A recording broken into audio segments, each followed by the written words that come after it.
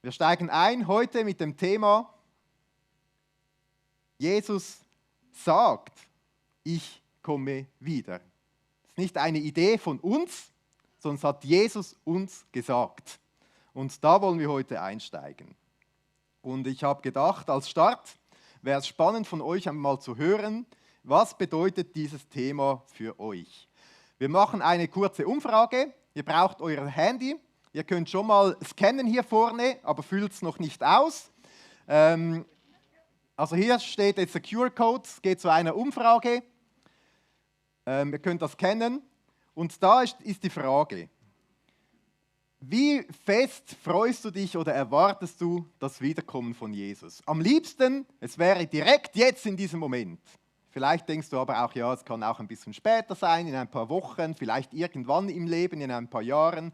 Oder vielleicht denkst du auch, ja, von mir aus ist es okay, wenn ich das nicht mehr erlebe, wenn das nach meiner Zeit ist. Also es kennt das. Du kannst jetzt die Umfrage einblenden und starten. Gebt nicht eure Sonntagsantwort, bitte, sondern überlegt so im Durchschnitt von letzter Woche. Im Durchschnitt von eurer letzten Woche, was wäre euer Standpunkt? Also ihr seht hier vorne, was herauskommt. Die Technik bringt das gleich auf den Bildschirm und ihr könnt einmal überlegen, was ihr da für eine Antwort gebt.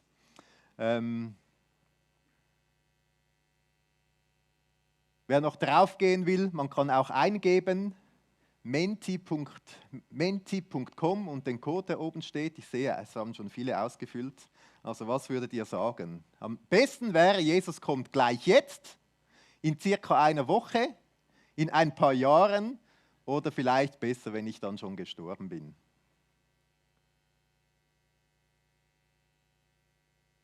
Ich sehe da, die linke Spalte ist relativ ausgeglichen. 19 sagen gleich jetzt, 17 in ein paar Jahren. Einige denken in einer Woche, die haben vielleicht noch etwas Wichtiges vor oder so. Oder wenn ich schon gestorben bin, haben auch einige angegeben. Ich möchte mal die 19 Fragen, die angegeben haben, am liebsten gleich jetzt. Wieso habt ihr das gemacht? Weil es im Himmel am schönsten ist? Ja, das war jemand von 19. Was sagen die anderen 18? Weil es so viel Leid auf der Erde gibt und dann soll es vorbei sein wahrscheinlich, oder? Jemand schließt sich dem ersten Votum an, ja?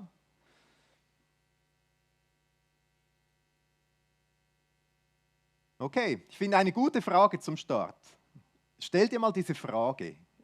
Sehnst du dich danach, dass Jesus wiederkommt oder nicht? Manchmal, wenn ich so darüber nachdenke, denke ich, ja, es wäre schon cool, aber ich möchte das noch machen, das noch ausprobieren, aber ganz ehrlich gesagt, oft in meinem Alltag spielt das eigentlich gar keine Rolle. Ich weiß nicht, wie es euch geht, einige denken vielleicht die ganze Zeit nur daran, andere weniger. Und ich habe manchmal den Eindruck, dass es für uns als Christen gut wäre, dass diese Sehnsucht, dass Jesus wiederkommt, am besten gleich jetzt, dass die so richtig stark sein darf und wachsen darf.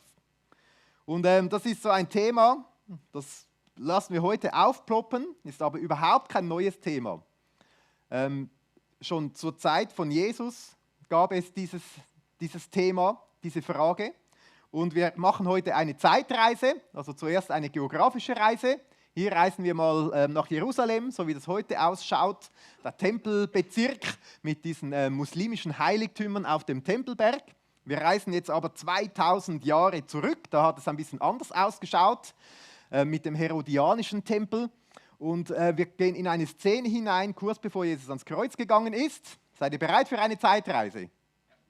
Also da ist Jesus unterwegs mit seinen Jüngern und so.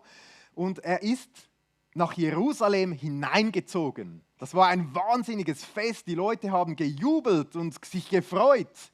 Und dann ist Jesus aber nicht in den Tempelbezirk gegangen, hat die Statthalter herausgeschmissen und sein Königreich aufgerichtet, sondern ist in den Tempel gegangen.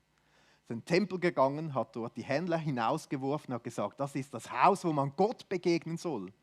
Er hat dort Menschen geheilt, er hat viel geredet, gelehrt, den Menschen weitergegeben und dann an einem Abend ist er aus diesem Tempel mit seinen Jüngern hinausgegangen an einen Ort in Bethanien und ist da den Ölberg hinauf und es könnte sein, dass sie etwa diese Perspektive hatten, also die Richtung stimmt, die Höhe vielleicht nicht ganz und dann haben sie so zum Tempel herübergeschaut und wir lesen in Matthäus 24, wie die Jünger zu Jesus gesagt haben. Es war Abendstimmung übrigens, die Sonne hat hereingeleuchtet, ein Teil des Tempels hat eine goldige Fassade, ich habe der Kreu gesagt, soll das mal anpassen und das hat geglänzt und geglitzert und vielleicht so haben die es etwa gesehen und die Jünger haben gesagt, Jesus, schau mal, wie schön dieser Tempel ausschaut. Hast du das gesehen? Und Jesus sagt ihnen, wisst ihr nicht, dass nicht ein Stein auf dem anderen bleiben wird? Ich kann mir gut vorstellen, ja, jetzt sind sie ein bisschen durcheinander, die Jünger, schauen da hinüber und staunen über dieses Gebäude und so weiter. Und Jesus sagt, ja, das ist nicht sehr nachhaltig, das wird alles auseinanderfallen. Und da hatten sie wahrscheinlich Fragen. Da haben sie gedacht, ja, aber es ist ein bisschen provozierend, oder? Jetzt, Jesus, du kommst auf Jerusalem und alles gut und so weiter, aber irgendwie, wieso kommt das jetzt nicht? Wieso passiert das jetzt nicht alles? Wieso sagst du im Gegenteil, es wird sogar alles noch zerstört werden? Was ist eigentlich los? Und die Jünger haben ja einen guten Vorteil. Wenn die so Fragen haben, gehen sie zu Jesus und fragen ganz direkt, Jesus, was soll das eigentlich? Vielleicht möchtest du das auch gern mal zu Jesus gehen und sagen, was soll das und das eigentlich? Wieso läuft das alles so mit dieser Welt? Und die Jünger haben das tatsächlich gemacht. Sie sind zu Jesus hingegangen und haben gefragt. Und da lesen wir Matthäus 24.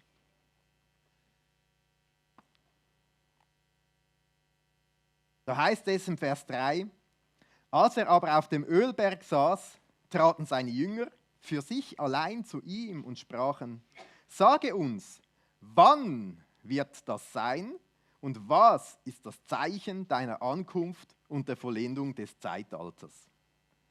Also für uns klingt das jetzt so, ja, wann ist die Ankunft, wann kommt Jesus wieder? Aber ich habe gedacht, wieso fragen die Jünger das? Weil Jesus ist ja da und sie fragen, wann ist deine Ankunft? Dabei ist er schon angekommen. Aber wir merken sofort, eigentlich erwarten sie noch eine andere Art von Ankunft. Sie erwarten, dass Jesus kommt und sein Reich der Gerechtigkeit und vom Frieden auf dieser Welt aufrichtet. Und sie sind verwirrt. Sie wissen nicht, wie das passieren soll. Deshalb fragen sie zuerst, wann soll das passieren? Und wir lesen heute nicht ganz so weit, weil Jesus sagt auch etwas zum Wann. Er sagt, das weiß nur der Vater im Himmel. Wir wissen es nicht. Aber sie fragen auch nach Zeichen. Und zu diesen Zeichen sagt Jesus ganz vieles. Und wenn wir da schauen, passiert vieles von dem gerade vor unseren Augen. Es ist schon spannend, diese Zeichen, die Jesus dann erwähnt, die haben von der Zeit von Jesus begonnen und gehen weiter und weiter. Und heute sehen wir sie überall, wie sie immer stärker werden. Und Jesus spricht davon, dass die mehr und mehr kommen werden. Also sie fragen Jesus, wann wird das sein und was sind die Zeichen? Und Jesus nimmt sich recht viel Zeit, um das den Jüngern zu erklären. Ich gehe davon aus, dass das ein Thema war, das Jesus wichtig war, dass er wollte, dass die Jünger orientiert sind, dass sie sich das merken, dass es ihnen hilft. Und so kann das auch für uns sein, ein Thema, das uns hilft, das uns Orientierung gibt, das uns Ziel und Fokus gibt. Und jetzt zählt er ihnen solche Zeichen auf. Ich lese weiter. Und Jesus antwortete und sprach zu ihnen, seht zu, dass euch niemand verführt. Denn viele werden unter meinem Namen kommen und sagen, ich bin der Christus. Und sie werden viele verführen. Also das Erste, was Jesus ihnen eigentlich sagt, passt auf, es kommen viele, die sagen von sich, ich bin der Erlöser, ich bin der Christus, ich bin derjenige, der der Welt Frieden bringen wird. Und es ist interessant, das gab es schon zur Zeit von Jesus, dass so Leute aufgetreten sind, die gesagt haben, ich bin so ein Messias, ich bin jetzt der, auf den ihr gewartet habt. Das gibt es bis heute. Es gibt Leute, die machen mit KI so Bilder von sich, um der Welt zu zeigen, dass sie der Heilsbringer sind, oder? Und es wird es in Zukunft noch viel mehr geben. In der Bibel lesen wir, Jesus weist darauf hin, dass es sogar ganz große Personen geben wird, die von sich behaupten, ich bin jetzt der Welt Friede bringt, der die Lösung bringt, der Messias ist, der Erretter bringt. Und auch spannend in dem Zusammenhang, Jesus sagt, seht zu. Meint nicht so quasi auf dem Sofa sitzen und einfach zuschauen, was da so passiert in der Welt, sondern achtet euch, Habt Acht, bemerkt es, seid achtsam, nehmt es wahr, was da passiert. Also seid bereit. Das heißt, er sagt uns eigentlich bis heute, glaubt nicht einfach alles, was man irgendwo sieht und hört, sondern prüft es. Seid nicht einfach leichtgläubig. Das ist das erste Zeichen, was Jesus eigentlich sagt. Es gibt eine Art Verführung. Es gibt Verführung. Es gibt ganz viele Leute, die sagen, ich bin es. Das erste Zeichen. Es kommen 9 so Zeichen im ganzen Text vor. Wir lesen gleich weiter. Jesus sagt, ihr werdet aber von Kriegen und Kriegsgerüchten hören. Seht zu, erschreckt nicht, denn es muss geschehen, aber es ist noch nicht das Ende. Also er bereitet die Jünger schon mal vor, es braucht einen langen Atem, es ist noch nicht das Ende. Denn es wird sich Nation gegen Nation erheben und Königreich gegen Königreich und es werden Hungersnöte und Erdbeben da und dort sein. Alles dies aber ist der Anfang der Wehen. Also ein zweites Zeichen, das Jesus sagt, ist das Zeichen vom Krieg. Die einen denken vielleicht, heute gibt es keine Kriege mehr, aber realistisch gesehen leben wir in einer Zeit, wo munter weitergekriegt wird auf der ganzen Welt, überall.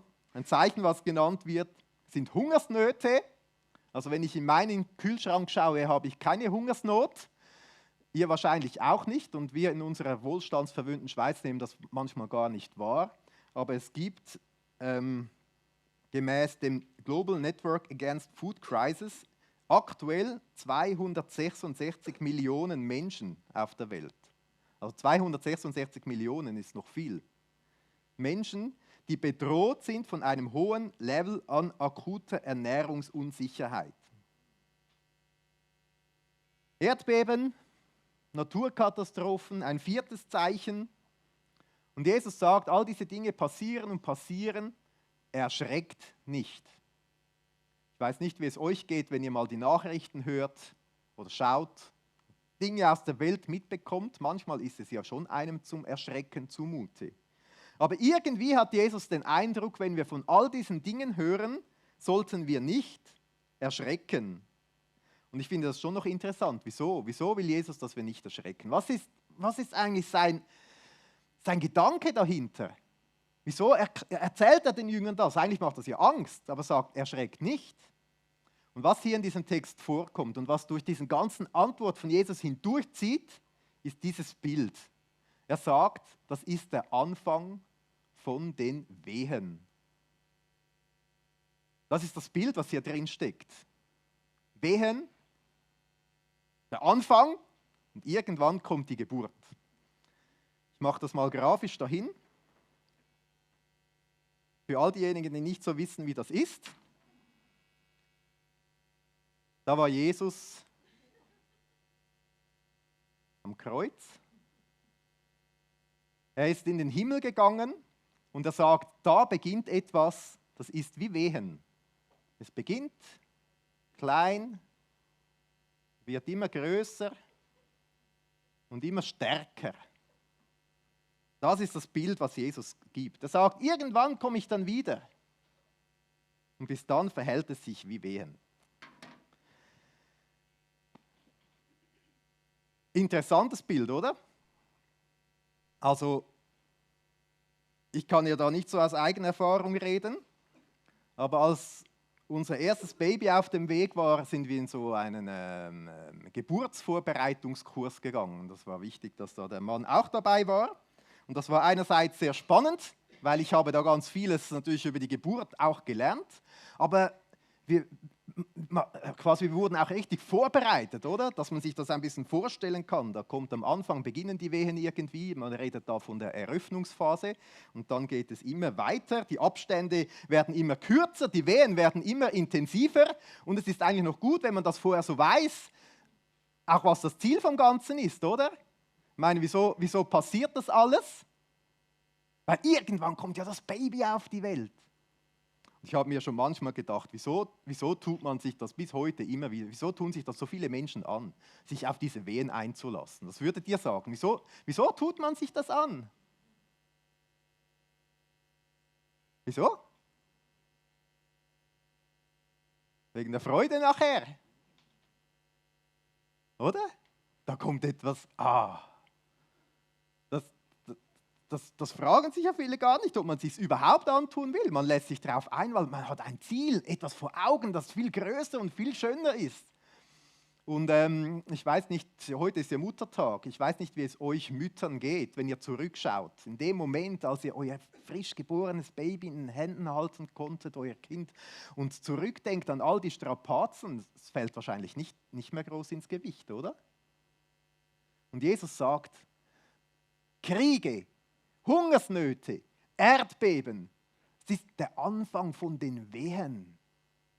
Und wenn wir jetzt die ganze Zeit, also ich weiß nicht, wenn eine Frau schwanger unter Wehen im Geburtssaal ist irgendwie und nur an das denkt, das Ziel gar nicht vor Augen hat, das ist ja brutal. Also nur wegen dem macht man das ja nicht.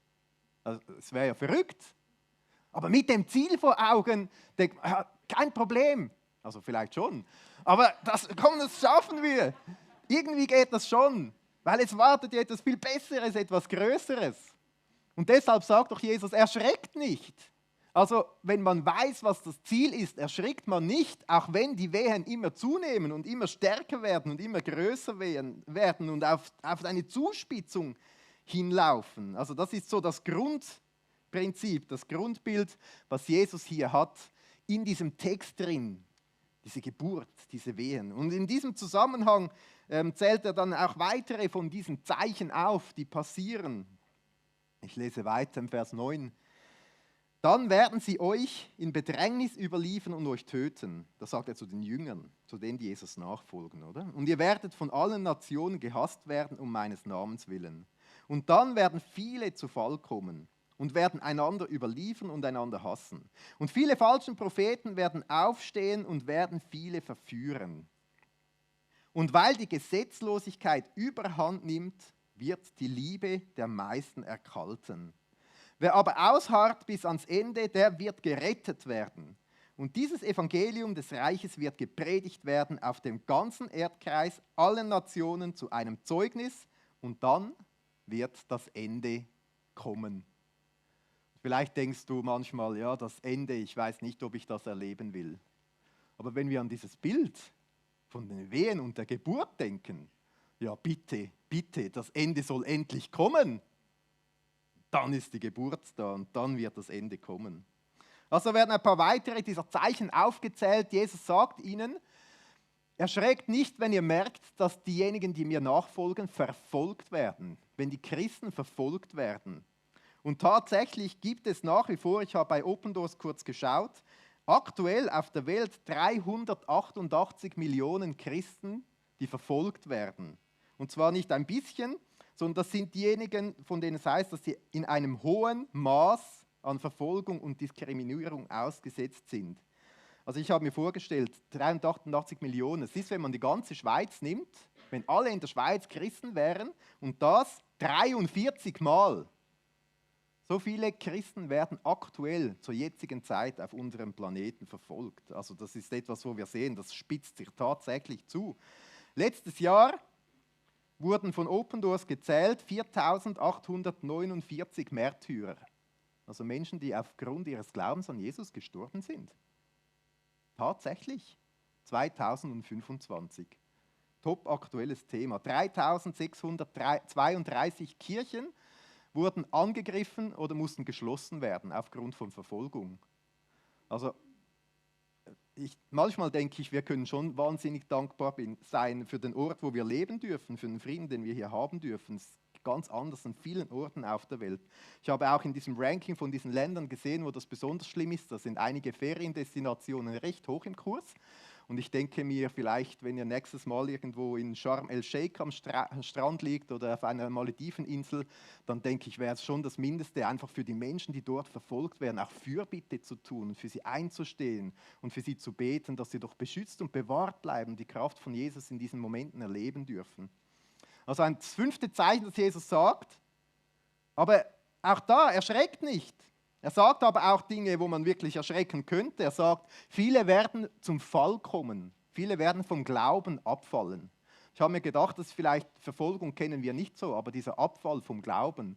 Wir reden ja heute bei uns in der Schweiz von vielen Namenschristen. die im Pass Christen sind, aber die keine persönliche Beziehung zu Jesus haben, die nichts mit Jesus mehr zu tun haben. Außen steht etwas drauf, aber drin ist etwas ganz anderes. Und ich habe mir auch gedacht, so Wehen, das ist ja etwas recht Schmerzvolles. Ist das auch etwas, was uns schmerzt? Ich glaube, das könnte uns ruhig auch schmerzen, wenn Menschen vom Glauben wegkommen, wegfallen, irgendwie diesen Bezug zu Jesus verlieren, weil plötzlich andere Dinge, weltliche Dinge wichtiger werden, wird als eine Wehe beschrieben. Ein weiteres Zeichen, viele falsche Propheten, Leute, die kommen und sagen, bei mir findet ihr die Wahrheit. Das gab es schon zur Zeit von Jesus. Die Briefe in der Bibel sind voll davon. Vor Warnungen, vor so Irrlehren gibt es bis heute und wird es in Zukunft auch immer noch geben und mehr geben. Und auch spannendes Zeichen, Jesus sagt, so die Gesetzlosigkeit wird größer werden. Quasi stellen wir uns vielleicht vor, ja, so Länder, wo nicht so ein gutes Rechtssystem ist und so weiter. Ja, das ist eine Art von Gesetzlosigkeit, oder? Aber ich habe gedacht, auch wir bei uns in unserer heutigen Gesellschaft ist ja eigentlich ein großer Trend, dass wir uns darum bemühen, dass es für mich möglichst stimmt. Für jeden persönlich, für mich muss es stimmen. Und es ist nicht so wichtig, wie es bei den anderen ist. Quasi me and myself first. Das ist auch eine Art von Gesetzlosigkeit. Gesetz würde bedeuten, man ordnet sich ein, man ordnet sich auch unter dem Schöpfer des Himmels natürlich, aber auch einer staatlichen Ordnung. Und ich finde es schon noch interessant, Jesus sagt, und deshalb wird die Liebe in vielen erkalten. Also heute wird uns oft gesagt, Liebe bedeutet, tolerant zu sein und zu sagen, ja, mach du, was du willst und so völlig unabhängig und gesetzlos quasi, oder? Und Jesus sagt aber, die Liebe erkaltet, weil eine Gesetzlosigkeit kommt. Lohnt sich auch einmal ein bisschen weiter darüber nachzudenken, auch philosophisch. Also man könnte eigentlich sagen, dass Liebe dort entsteht, wo sich Menschen Gott unterordnen und auch den Nächsten achten, vielleicht sogar höher achten als sich selber, wo man sich gesellschaftlich verpflichtet. Also auch so ein Zeichen, Gesetzlosigkeit nimmt Überhand. Und jetzt kommt mein absolutes Lieblingszeichen. Und zwar das 9., was Jesus sagt, es wird eine globale Weltmission geben. Vielleicht denkt ihr jetzt, ja, haben wir alles schon gehört und gesehen, aber stellt euch mal die Jünger vor. Die sind da mit Jesus zusammen, sie schauen auf diesen Tempel herüber, haben keine Ahnung, was alles passieren wird. Und jetzt hören sie von Jesus, dass er sagt, diese Botschaft vom Reich von Gott wird bis ans Ende der Welt gehen. Also wenn sie gerade genüsslich ein bisschen Fladenbrot gegessen haben, ist spätestens jetzt ihnen ein bisschen im Hals stecken geblieben. Wie soll das gehen, die ganze Welt? Das ist ja fast unmöglich. Wie kann das sein? Und tatsächlich ist es eine wahnsinnig große Arbeit. Aber heute, wenn das nicht mit Radio und Fernsehen möglich geworden sein sollte, spätestens heute mit dem Internet kommt das Evangelium wirklich in jeden Winkel der Welt. Und ich habe mal geschaut bei Wycliffe, der Organisation, die Bibeln übersetzt. Sie sagen zwar, dass nach wie vor 1712 Sprachen auf der Welt noch kein Wort in ihrer eigenen Sprache von der Bibel übersetzt haben, aber es gibt auch schon 4007 Sprachen auf der Welt, die mindestens einen Teil der Bibel in ihrer eigenen Muttersprache übersetzt haben. Ich weiß jetzt nicht, ob Zürichdeutsch auch dazu gehört, aber es gibt eine zürichdeutsche Bibel. Verrückt eigentlich, oder? Auf jeden Fall, diese 4007 Sprachen, die decken 7,7 Milliarden gemäß der Webpage ab, was 99% der Weltbevölkerung entspricht. Die Teile der Bibel in ihren eigenen Sprachen heutzutage lesen können. Und im Angesichts all dieser verrückten Zeichen sagt Jesus nach wie vor, hart aus. Mit anderen Worten, ja, es wird Schmerz geben, es wird Leid geben, es wird zunehmen, die Wehen nehmen zu, die Abstände werden kleiner, die Wehen werden größer. Aber das ist nicht der Weltuntergang. Es geht nicht alles bachab. Es geht auf eine Geburt zu. Auf einen Neuanfang geht es zu. Es ist möglich, darin zu bleiben. Es heißt sogar, bis ans Ende, der wird gerettet werden. Also Jesus sagt ihnen, es gibt die Möglichkeit, darin stark zu bleiben, dabei zu bleiben, bei Jesus zu bleiben, wach zu bleiben. und diese Geburt zu erleben, gerettet zu werden. So diese wunderbare Inhalt dieser Botschaft, dieses Evangeliums, das bis an die Enden der Welt gehen wird, dass man bei Gott gerettet werden kann, auch in dieser Zeit von diesen Wehen drin, oder? Dass die Rettung möglich ist. Wir dürfen bis heute zu Jesus kommen, ihm unsere Schuld abgeben und dieses Geschenk vom Kreuz annehmen, dass er uns alles vergibt. Wir dürfen Jesus so in unser Leben einladen und er kommt. Und wir sind nicht irgendwelche Namenschristen, wo vielleicht Christus draufsteht, aber nicht drin ist, sondern wir laden ihn ins Leben ein. Und er kommt und ist mit uns und bei uns und bleibt. Also Jesus ermutigt uns, auszuharren. Und das finde ich auch noch echt cool. Ich meine, all diese Zeichen, das 9., das Evangelium soll sich auf dem ganzen Erdkreis verbreiten.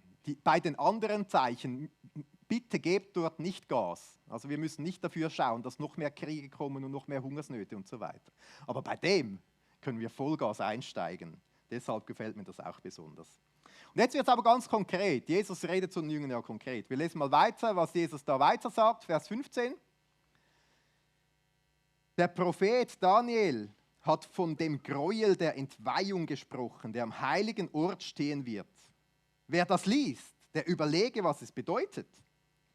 Wenn ihr ihn dort stehen seht, sollen die in Judäa sind, in die Berge fliehen.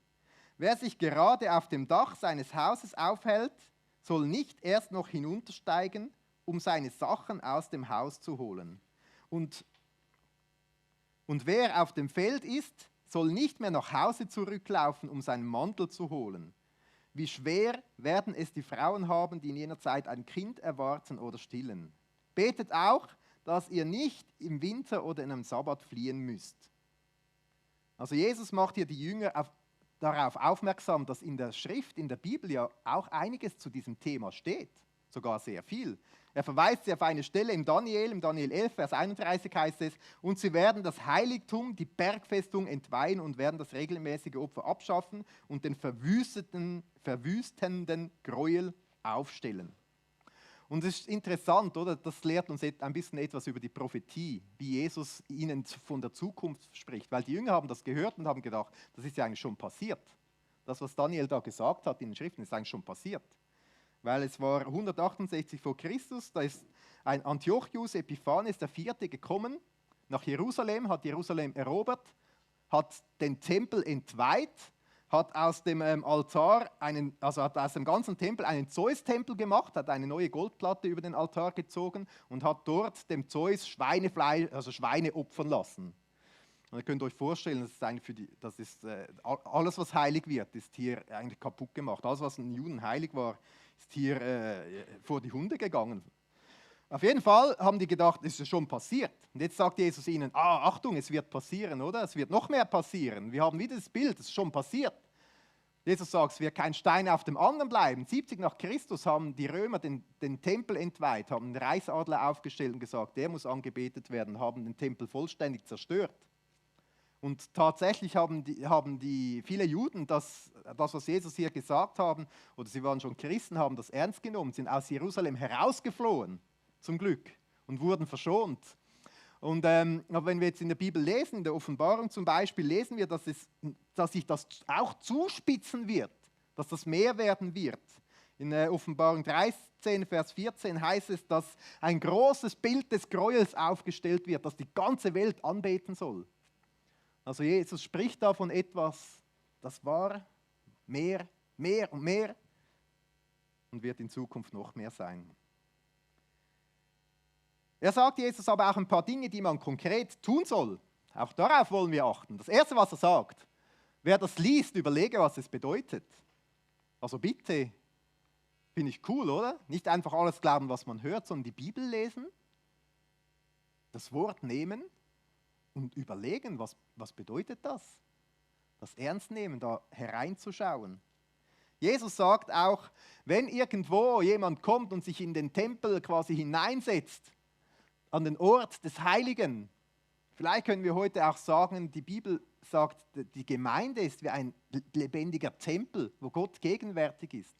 Wenn irgendetwas kommt, was nicht auf Jesus hinweist, der sagt, komm, folgt mir nach, statt Jesus, sollen wir von dem weggehen und wegfliehen. Nicht anderen Dingen nachlaufen als Jesus. Das Dritte, was Jesus sagt, wir sollen auch beten. Betet, dass es irgendwie ihr bewahrt werdet in dieser Zeit, dass es nicht in einem dummen Moment passiert, dass ihr beschützt und behütet seid in dieser Zeit. Also was ich schon spannend finde, oder? Jesus spricht davon, der Tempel wird zerstört, das ganze schöne Gebäude, das die Jünger da gesagt haben, schau mal Jesus.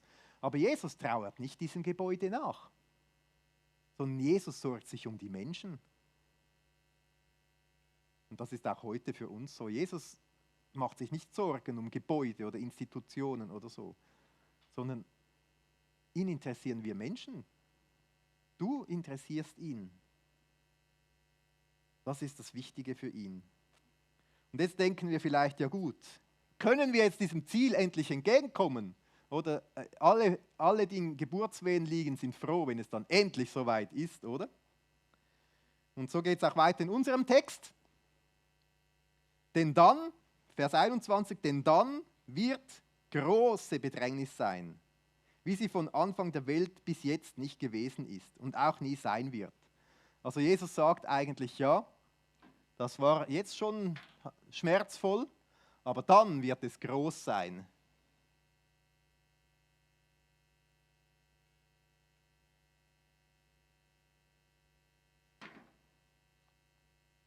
Und dann sagt der Weiter, und wenn jene Tage nicht verkürzt würden, so würde kein Fleisch gerettet werden. Aber um der Auserwählten willen werden jene Tage verkürzt werden. Und auch da finde ich schon cool, oder? Gott überlässt die Welt nicht einfach ihrem Schicksal, sondern er sagt, ich habe nach wie vor alles in der Hand. Und ich manage das auch. Ich verkürze diese Zeit. Wieder sind die Menschen im Fokus. Gott schaut für uns Menschen. Wir sind ihm wichtig. Einerseits macht das doch uns unglaublich demütig, oder? Gott führt diese Weltgeschichte, wir können da gar nicht viel beitragen. Aber es macht uns auch unglaublich wertvoll, weil Jesus in diesem Ganzen drin den Blick auf uns gerichtet hat. Und dann, diese Zeichen werden immer stärker, wir lesen noch ein Stück weiter. Wenn dann jemand zu euch sagt, siehe, hier ist der Christus oder dort, so glaubt es nicht. Denn es werden falsche Christusse und falsche Propheten aufstehen und werden große Zeichen und Wunder tun, um, wenn möglich, auch die Auserwählten zu verführen. Also nur weil Wunder passieren, heißt es noch lange nicht, dass der Gott des Himmels dahinter steckt. Vers 25, siehe, ich habe es euch vorhergesagt, wenn sie nun zu euch sagen, siehe, er ist in der Wüste, so geht nicht hinaus, siehe, in den Kammern, so glaubt es nicht. Also Jesus, all diese Zeichen sagt er, aber eigentlich das, wo er am meisten Gewicht drauf legt, das ist schon spannend, ist, dass man sich nicht verführen lässt, dass man im Glauben treu bleibt, dass man nicht irgendwelchen falschen Propheten oder Christusen nachläuft. Auch hier wieder, oder? Er warnt nicht am meisten vor den Kriegen, Hungersnöten, Verfolgung und so weiter, sondern am meisten warnt er davon, treu im Glauben zu bleiben. Schon sehr interessant. Und vielleicht denkt ihr jetzt, gut Jesus, haben wir viel Geburtsvorbereitungskurs gehabt, wie das alles läuft. Wir wollen auch wissen, wie das mit der Geburt zu und her geht. Und das die letzten Verse, die wir heute zusammen lesen wollen, wie das mit dieser Geburt, jetzt kommt noch Geburtsinformation für uns. Vers 27, denn wie der Blitz ausfährt von Osten bis nach Westen leuchtet, so wird die Ankunft des Sohnes des Menschen sein. Wo das Aas ist, da werden sich die Adler versammeln. Also wenn irgendwo ein Aas in der Wüste liegt, sieht man das schon von weitem, weil irgendwelche Adler oben kreisen. Wenn Jesus wiederkommen wird, kann man das nicht verpassen. Habt ihr schon mal eine Frau gesehen, die verpasst hat, dass ihr Kind auf die Welt gekommen ist? Vielleicht gibt es ja so verrückte Dinge. He? Also schwer vorstellbar. Also man kann das nicht verpassen. Es wird hier sogar wie ein Blitz beschrieben, der da irgendwie kommt. Das ist nicht irgendwie unscheinbar, wie vielleicht beim ersten Mal, als Jesus kam. Unauffällig im Stall. Und einige Hirten haben diese Herrlichkeit Gottes gesehen. Aber viele noch nicht. Aber wenn Jesus wiederkommen wird, sagt er, das kann man nicht verpassen. Das ist unmöglich. Vers 29, aber gleich nach der Bedrängnis jener Tage wird die Sonne verfinstert werden und der Mond seinen Schein nicht geben und die Sterne werden vom Himmel fallen und die Kräfte der Himmel werden erschüttert werden und dann wird das Zeichen des Sohnes des Menschen am Himmel erscheinen. Und dann werden wehklagen alle Stämme der Erde. Und sie werden den Sohn des Menschen kommen sehen auf den Wolken des Himmels mit großer Macht und Herrlichkeit. Und er wird seine Engel aussenden mit starkem Posaunenschall und sie werden seine Auserwählten versammeln von den 4 Winden her, von dem einen Ende des Himmels bis zu ihrem anderen Ende. Also wenn Jesus wiederkommt, ist das nicht so klein und unauffällig, sondern es wird ein kosmisches Ereignis sein, das überall sichtbar wird. So ein großes Licht vielleicht, das kommt, aber in einem Moment überall und man kann das unmöglich verpassen. Es wird 2 Reaktionen geben von Leuten. Das eine ist, hier werden die Nationen beschrieben, die werden wehklagen, weil in dem Moment wird allen offensichtlich, dieser Jesus ist wahrhaftig. Und viele Menschen werden dann merken, blöd habe ich in meinem Leben nicht auf ihn gesetzt. Das wäre das einzig Richtige gewesen. Wieso habe ich das nicht gemacht? Die werden traurig sein, dass sie nicht mit Jesus zusammen sein wollten. Und etwas anderes wird passieren. Die Auserwählten werden versammelt werden. Also wenn Jesus wiederkommt, wird er sich unglaublich freuen, mit allen, die an ihn glauben. Das sind die Auserwählten, zusammen zu sein. Es ist noch sehr spannend, auch theologisch, was hier alles passiert. Ihr könnt das Handout mitnehmen und da habe ich noch einen Abschnitt dazu geschrieben. Könnte man noch einiges dazu sagen, wie das da beschrieben wird mit den 4 Winden und von den Enden des Himmels. Hochspannend. Aber das Wichtige für den Moment für uns, Jesus will mit uns zusammen sein. Und das wird in dem Moment passieren. Und deshalb ist das nicht etwas, um sich zu fürchten oder um Angst zu haben, sondern um sich zu freuen, weil hier ist die Geburt. Ich male mal symbolisch so ein Herz hin. Es ist ja ein unglaublicher Moment von Liebe, wenn ein Kind auf die Welt kommt. Die Geburt kommt. Ein Moment, wie wir uns darauf freuen können. Mal eine kurze Zusammenfassung zum Schluss. Was will Jesus eigentlich von uns? Wieso sagt er das alles seinen Jüngern? Wieso sagt er uns das als seinen Nachfolgern? Okay, vielleicht gibt es einen Punkt, der genau für dich ist. Das erste ist, Jesus warnt uns immer wieder, wir sollen uns ja nicht verführen lassen. Vielleicht hast du in letzter Zeit irgendwelche Dinge gelesen oder geschaut oder gehört von irgendwelchen Leuten, das dich von Jesus wegbringt. Dann wäre das eine Ermutigung, das einfach wieder wegzulassen. Das Zweite, Jesus ermutigt uns, die Bibel zu lesen, zu studieren, was hier eigentlich steht. Geburtsvorbereitungskurs zu machen, um dann nicht zu erschrecken, wenn die Wehen plötzlich losgehen und es immer schmerzvoller wird, oder? So gut, wenn man weiß, was einem erwartet. Das Dritte, was Jesus sagt, wir sollen nicht erschrecken. Ich glaube, das ist nur möglich, wenn wir auf das Ziel ausgerichtet sind. Weil wenn wir das nicht sind, dann denken wir, die Wehen, das ist das Ziel. Dann ist es schrecklich, das will niemand erleben. Das Vierte, was Jesus uns sagt, wir sollen ausharren, seht zu, achtsam sein. Also das Ganze wahrnehmen und wissen, Gott hat alles in der Hand. Jesus ermutigt uns auch zu beten, dran zu bleiben im Gebet.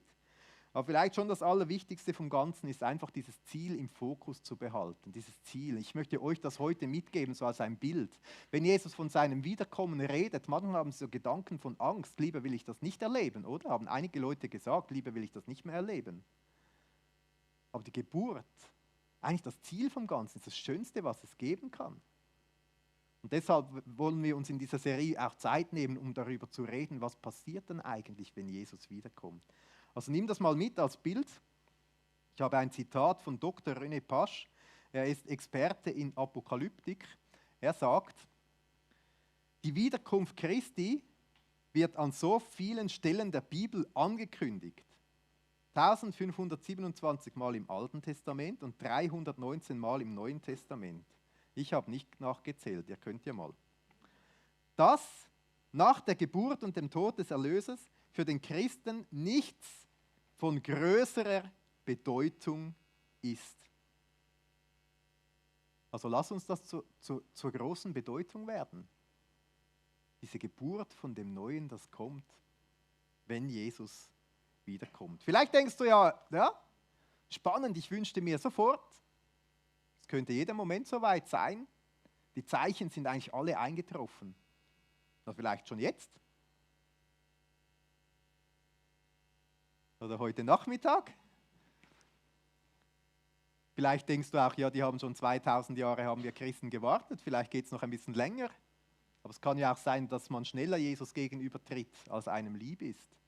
Also auch unser Leben geht irgendwann zu Ende und wir werden vor Jesus stehen. Es kann sein, dass diese Begegnung auf andere Weise schon sehr schnell stattfindet.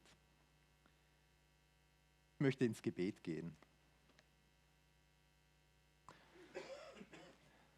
Jesus, ich finde es recht spannend, dass du deinen Jüngern so viele Dinge zeigst, so viele Zeichen zeigst, die uns eigentlich erschrecken lassen. Aber du zeigst ihnen noch ein viel größeres Bild, nämlich die Geburt. Es kommt etwas Neues, etwas Wunderbares, etwas, was uns all diesen Schmerz dieser Zeit vergessen lässt und wo uns auch ermutigt, den Blick nach vorne zu behalten, auf das, was kommt. Ja, und Jesus, ich finde, manchmal ist das schwierig fassbar, was uns da erwartet. Mit dieser Geburt, wenn du wiederkommst, aber es muss etwas Wunderbares sein. Und deshalb bitte ich dich, Jesus, dass du uns heute, dass du uns in Zukunft diese Vorfreude auf diesen Moment wachsen lässt und vermehrst. Dass du uns mehr davon verstehen lässt, was dann passiert. Wie wunderbar und gut das ist. Ich will dich bitten, Jesus, dass wir wachsam sein können, bereit sein können. Dass wir nicht irgendwie durch diese Welt hindurchschleudern uns lassen, sondern dass wir den klaren Fokus behalten dürfen. Das Ende dieser Zeit von den Wehen. Wenn du, Jesus, kommst. Ich will dir Danke sagen, Jesus, dass wenn wir auch all diese Wege manchmal nicht verstehen, dass es gute Wege sind. Und dass du sie zu einem guten Ende führen wirst. Und deshalb, Jesus, wollen wir dich auch anbeten. Wir loben dich, wir preisen dich und wir richten unseren Blick auf dich, dass du alles in der Hand hast und dass du wiederkommst und dass das uns Mut und Zuversicht schenkt für unsere Zeit, wo wir heute drinstehen.